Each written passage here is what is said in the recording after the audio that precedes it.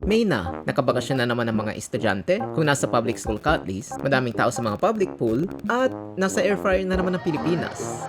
Tara kape. Nakatira ako sa syudad, puno ng matataas na mga building, usok sa mga sasakyan, at wala gaanong mga puno. Ito yung sura ng map ng metro ngayon. Pag ganitong panahon, iniisip ko na lang lagi na baka mas maganda na lang tumira sa probinsya. At least dun siguro mas presko. Or sa Baguio, never ata umiinit dun. Madaming parang para labanan ng init tuwing summer. Sinasabi ng iba maligo ka lagi, iba naman uminom ka raw ng mainit na kape kasi mas nakakapresko sa pakiramdam. Ewan ko rin dito. Pero syempre, pinakamabisa ay lumuwas sa syudad at mag-swimming. Madaming kababalagan nangyayari sa mga ganitong get-together. Siguro kwento ko na lang mga dalawa, simula sa pinakabata hanggang sa pinaka-recent. Nangyari to summer ng 2009. 10 years old pa lang ako.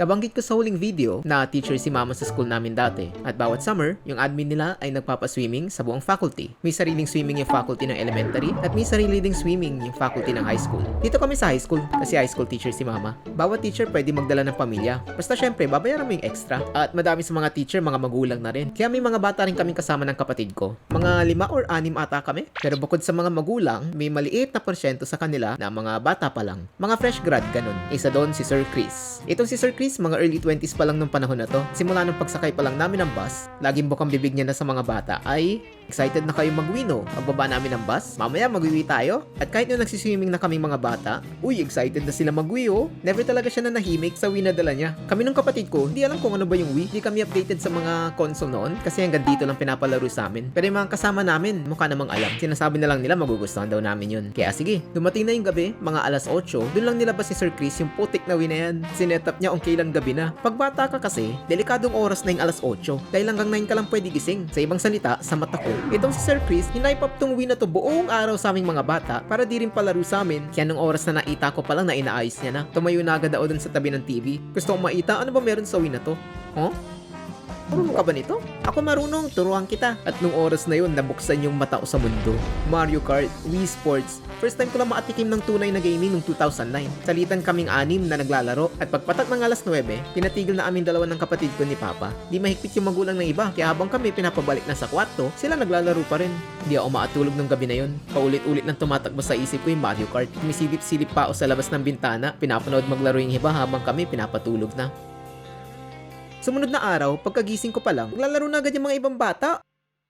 Wii! Palaro ako ng Wii! Pero bago maabot sa amin yung controller, hinata kami ni Mama sabay sabi, kumain na ba kayo? Mag-almusal muna kayo. Niluluto pa lang yung almusal, kaya ayun, nakatunga nga lang kami. Ngayon iniisip ko, sure ako ayaw niya lang kami palaruin. Nakita niya siguro yung Mario Kart na tumatakbo sa isip ko buong gabi. Nung naluto na yung almusal, nabakante yung Wii. Kasi lahat ng bata nag-almusal na rin. Madadali ko ubusin yung hotdog sa asinangag sa plato para mauna ako makalaro. Pero pag hawak ko pala ng controller, ando na siya. Sir Chris na bagong gising. Oh, kung umaga pala, naglalaro na agad kayo? Kami namang matatanda, dapat nagsiswimming muna kayo. Kinuha ng mga batang teacher yung controller sa akin at sila na lang naglaro. Ang sama ng loob ko nun dahil saglit na nga lang ako nakapaglaro kagabi. Naagaw pa sa akin kung kailan pwede na ako. Kaya buong araw nagtampo ako at never akong bumalik sa pwesto ng Wii. Kasama o man yung mga ibang bata o hindi, nandun lang ako sa pool, babad sa araw. Bumalik lang ako nung oras na magbanlaw at nung pagbalik ko, nagulat silang lahat. Nangitim yung balat ko ng siguro mga 5 shades. Kasalanan nyo to, hindi nyo kasi ako pinag-uwi. Joke lang yun, hindi ko sinabi. Naramdaman ko yung sunburn ng ilang araw. At kahit wala na siya, hindi na bumalik sa dati yung balat ko. As in, ito yung picture ko ng bata pa ako. At ito naman yung matapos yung incident. O diba wala? Kasi na-conscious na ako magpa-picture matapos nun. Pero medyo bumalik din naman yung balat ko sa dati nung mga 3rd year college na ako. Speaking of college, noong 2019, gumraduate na ako ng college.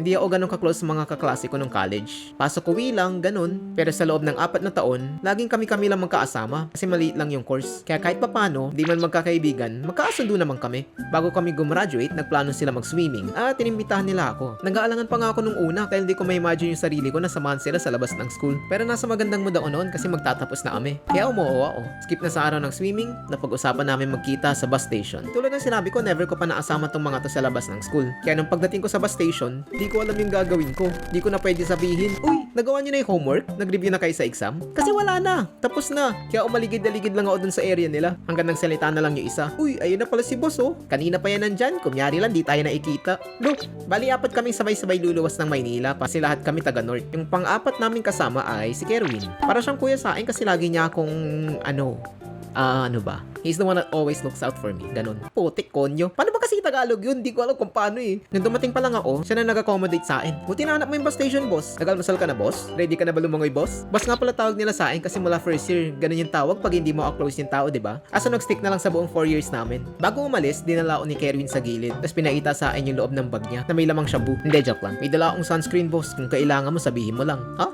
Bali ako, si Lester, si Robert, saka Kerwin, nag-commute papuntang south. Hindi namin alam kung saan bababa. Pero sabi nila may Google Maps naman daw. Ako wala akong data ng panahon na yun. Kaya buti na lang kasama ko sila. Nung dumating kami, yung iba nandun na. Nagbatian silang lahat. Kala ko nga ma-OP ako eh. Kaso bigla na lang. Uy, si Boss Maro! Woo! Kala ko di ka sasama, boss eh. Welcome, boss. Ready ka na ba mag-swimming? Medyo nahiyanig yung pagkatao ko nun. Di ko kaya i-process yung mga nangyayari. Boss? Mafia ba yan? Bali bumili kami ng tickets, tas dumiretso na sa cottage namin. Paglapag ng mga gamit, oras na para magpalit. Kaya kinuha ko yung panlangoy ko, tas pumunta na ako sa banyo. De joke, pinigilan na ako ni Raymart. Dito ka na magpalit, boss. Kami nga dito rin magpapalit, oh. Oo nga, boss, lahat naman tayo lalaki. Bad ka lang, wag ka mahiya. Di naman nila ako pinipressure, pero ito lang yung chance ko para maisama sa kanila. Kaya ginawa ko, pero nakatalikod nung nagpalit. Pagharap ko, nakatingin silang lahat. Huy, lagi kasi ako nagtatago sa cubicle para magpalit ng PE. Kaya ito yung first time nila maitaw na kahubad. Nung oras na para lumangoy, naganap yung isa ng sunscreen. Yeah, oh, so sobrang ganda ng mood ko. Di na ako nakapag-isip, tas sinabi ko, si Kerwin may sunscreen.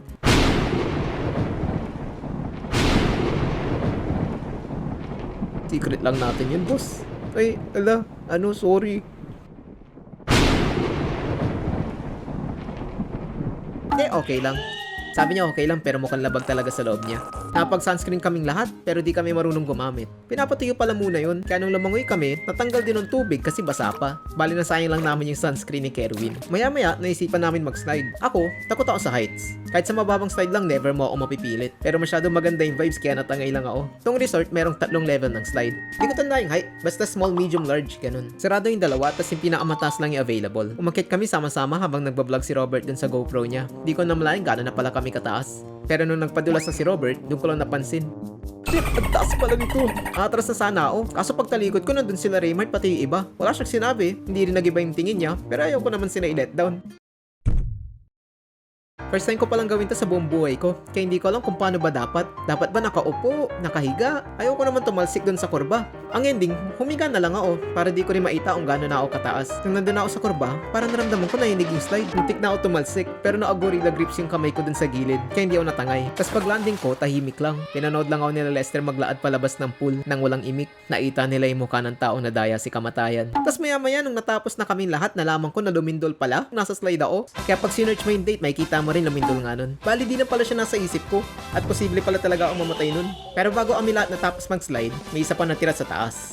Si Troy Vicks. Save the best for last, si Kanga. Sumigaw siya sa taas, tinawag kami para panoorin siya. Makarisma tong cooks na to eh. Kaya nagawa niya kaming i-hype up lahat. Kahit yung mga iba nanonood na rin. Nung nagpadulas siya, normal na matangay ka ng konti dun sa curve, diba? Pero itong si Vicks extra. Pagdating niya dun sa curve, hinayaan niya matangay yung buong katawan niya. At nagpaikot-ikot siya sa area ng mga 3 o 4 na beses. Tapos pagbagsak niya sa tubig, wow! Si Troy Vicks yan! Oh! Ay, si Troy Vicks! Ay, si Troy Vicks nga pala! Tapos yung araw at pauwi na kami. Sumakay ulit kaming 4 sa bus pabalik sa North. Pero pagbayad namin, sabi ng konduktor, hanggang Baclaran lang to, boss. Sarado yung LRT dahil dun sa Lindol. Bali binaba kami sa Baclaran. Kaso yung 3 kasama, magkaadikit-dikit yung lugar. Kaya nag-grab na lang sila.